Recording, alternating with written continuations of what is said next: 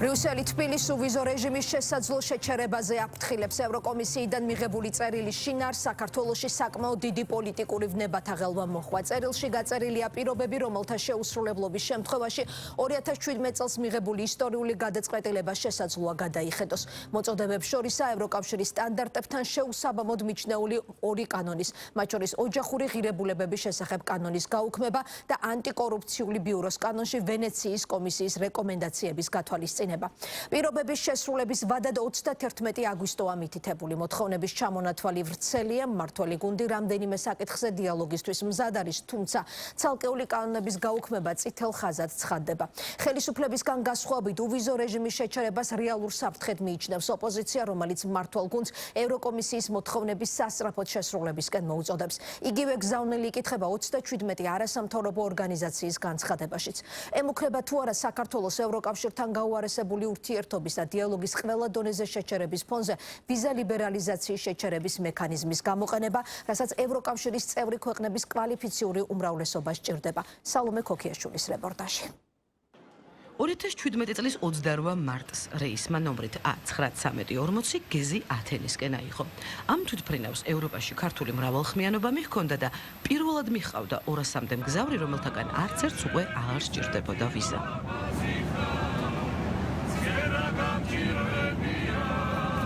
გადის დრო და ირკვევა, რომ ამ სიკეთეს პირდაპირ კავშირი აქვს არასამთავრობო სექტორის ფინანსებთან და ოჯახური ღირებულებების დაცვის კანონთან.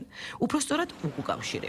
ყოველ შემთხვევაში გუშინ, როცა ევროპელი საგარეო საქმეთა მინისტრები სათათბირო ოთახში მაგიდას კიდევ ერთხელ მიუსხდნენ იმაზე მსჯელობისთვის, სავარაუდო სადამსჯელო ღონისძიებათაგან, რომელიც შეერჩიათ საქართველოსთვის, სანქციები, ასოცირების ხელშეკრულების შეწყვეტა თუ ვიზა ლიბერალიზაციის შეჩერება, მინისტრების ერთი ნაწილის იმედებს ხელი ისევ მეორე ნაწილმა შეუშალა. გადაწყვეტილების დაუყოვნებლივ მიღების მომხრეებს, როგორც ჩანს, ვერც სალომე ზურაბიშვილის ვრცელი წერილი დაეხმარათ, რომელშიც საქართველოს ყოფილი პრეზიდენტი სასწრაფო მოქმედებას ითხოვდა. თუმცა განისაზღვრა დედლაინი. ყოველ შემთხვევაში ოფიციალურ წერილში, რომელიც ბრიუსელიდან საქართველოში გუშინ გამოიგზავნა, ნათქვამია, რომ დრო აგვისტოს ბოლოს ამოიწურება და თუ ქვეყანა ოფიციალური ბრიუსელის მოთხოვნებს არ დაჰყვება, შესაბამისად გადაიხდის. მინისტრებმა ევროკავშირის მიერ სამოქალაქო საზოგადოებისთვის გაწეული დახმარება შეაჯამეს და განიხილეს სხვადასხვა ვარიანტი, რისი გაკეთება შეგვიძლია. ეს მოიცავდა ვიზა ლიბერალიზაციის შეჩერებას, ასოცირების შეთანხმებას და სანქციებს. საქართველოში დემოკრატიულ უკუსვლას ექნება ძვირი საფასური. რა იგულისხმება საფასურში უკვე ცნობილია, მაგრამ ყველაზე ძვირად მოქალაქეებისთვის მაინც უვიზო მიმოსვლა ფასობს. რომლის შენარჩუნებისთვისაც თუ ოფიციალურ წერილს დავუჯერებთ, საქართველომ თავისი წილი უნდა გაიღოს. წერილის გასაჯაროვებამდე, დღესდილით, როცა კაია კალასის გზავნილებით გახარებული ოპოზიციური აქტორები ტრიბუნას ერთი მეორის მიყოლებით იკავებდნენ, ბევრი ვერსია არსებობდა დოკუმენტის შინაარსის შესახებ. დაკავებული პოლიტიკური ლიდერების და აქტივისტების გათავისუფლებით დაწყებული, ახალი არჩევნების ჩანიშვნით დამთავრებული.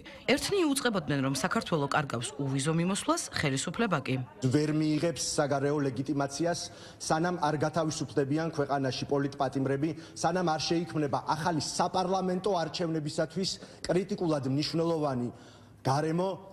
მეორენი კი ამ შინაარსის წერილის სასწრაფო გასაჯაროვებას ითხოვდნენ. ჩვენ კატეგორიულად მოვითხოვთ, რომ დე-ფაქტო ხელისუფლებამ გაასაჯაროოს აღნიშნული წერილი, რომელიც გუშინ გამოიგზავნა ევროკავშირის მხრიდან. ამ პრესკონფერენციიდან ძალიან მალე წერილი უკვე საჯარო იყო, თუმცა აქ საინტერესო ისაა, რომ ოპოზიციურ ტრიბუნებზე ჩამოთვლილ საკითხთაგან 31 აგვისტომდე შესასრულებელ პირობებში ბევრი საერთოდ არ წერია.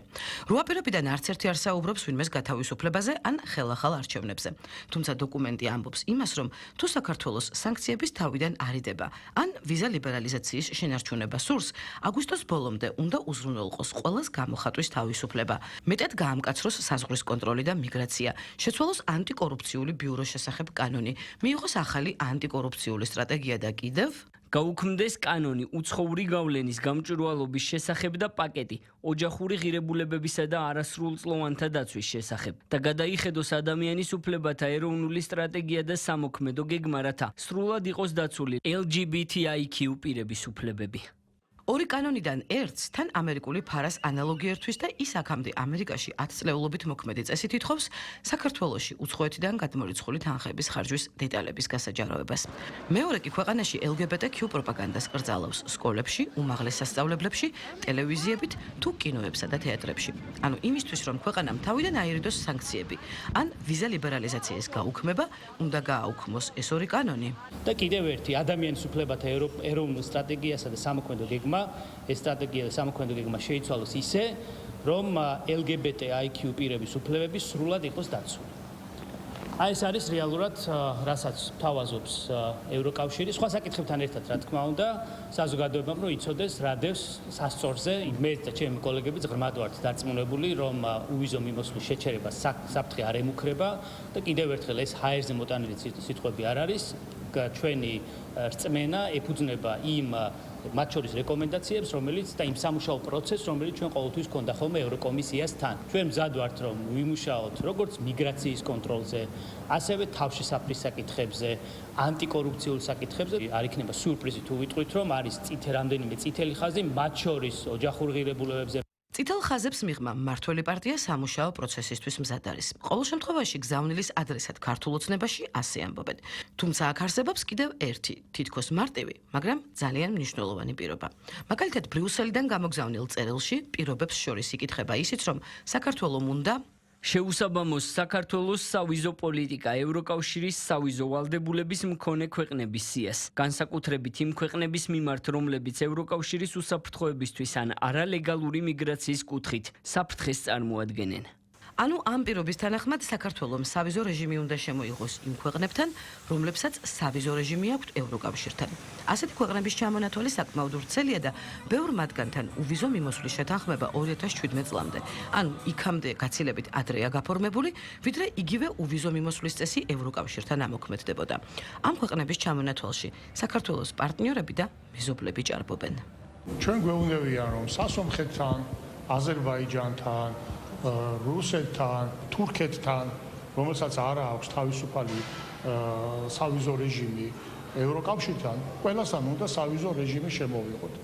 ანუ ქვეყანას გეუბნებიან, რომ ჩაიკეტე, ბლოკადაში მოეკეცი. ჩვენ გვეუბნებიან, რომ აი deep state-ის აქაური თუ გარეთ წარმომადგენლები, რატო გაქვთ სავაჭრო ეკონომიკური ურთიერთობა ჩინეთთან? ანუ ქვეყანა არ განვითარდით. რაც შეიძლება დამძიმდეს ქვეყანაში ვითარება, რომ სასურველი შედეგი დააყენონ. ანუ თუ იქნება სიღარიბე, სიდუხჭირე, ეკონომიკა არ განვითარდება, ბუნებრივი ასეთ პირობებში ადვილია რევოლუციური, ასე ვთქვათ, ნებების გაღვივება. და ახლა გეუბნებიან, რომ აი ამ შანტაჟის ენით გელაპარაკებით და სად არის აქ სამართლიანობა? სამართლიანობაზე ყველას საკუთარი წარმოდგენა აქვს, თუმცა შეკითხვა რჩება ევროკავშირთან.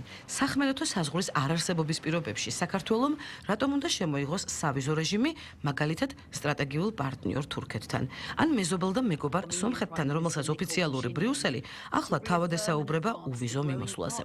მაგრამ მთელ ამ ამბავში არსებობს კიდევ ერთი პატარა ნიუანსი, რომელიც მნიშვნელობით მაინც საკმაოდ დიდია. საქართველო 8 პირობის ზედმიწევნით შესრულებასაც რომ დათანხმდეს, როგორ უნდა შეიცვალოს ამდენი კანონი ერთად აგვისტოს ბოლომდე, მაშინ როცა პარლამენტი რეგლამენტის მიხედვით მუშაობას 2 სექტემბერს იწყებს. იფიქრეს ბრიუსელში ამ დეტალზე, თუ თარიღი ისე მექანიკურად განისაზღვრა, რთული სათქმელია.